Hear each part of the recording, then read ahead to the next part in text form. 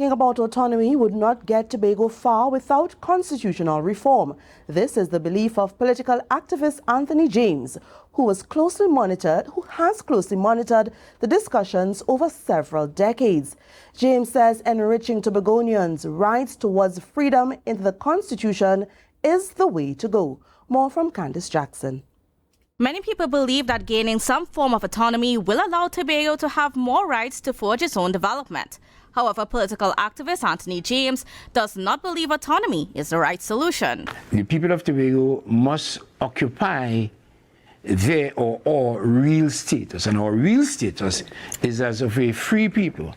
Currently, when you listen to the talks on autonomy, you get the impression that the minds that are so speaking are not yet free. I'm talking about those in Tobago. He explained that Tobago cannot realize its freedom because the Constitution of Trinidad and Tobago does not reflect it. Specifically, Clause 2 of the Trinidad and Tobago Order in Council was never changed. It reflects the order penned by Queen Victoria in 1898, placing Tobago as a ward of the Crown Colony of Trinidad.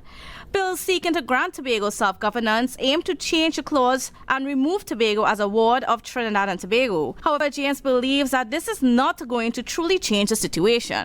The perspective legitimized wardship. It legitimized Tobagonians as bondsmen or wardsmen of Trinidad. Each one of the bills. The two bills are total disaster. James said the current bills are only going to give Tobago additional powers, not the power it truly deserves.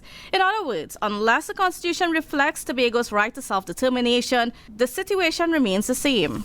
Is either the option to continue as bastardized Trinidadians and in total ignorance come on the TV, the media, and just keep talking rubbish, or we free ourselves, which is constitutional reform now, to be partners with Trinidad. Political leader of the PDP, Assamiman Watson Duke, also called for self-determination for Tobago to be written into the national constitution. This would then allow Tobagonians the full right to decide how they want the island to be developed and governed. Kandace Jackson, Tobago Updates, Television News.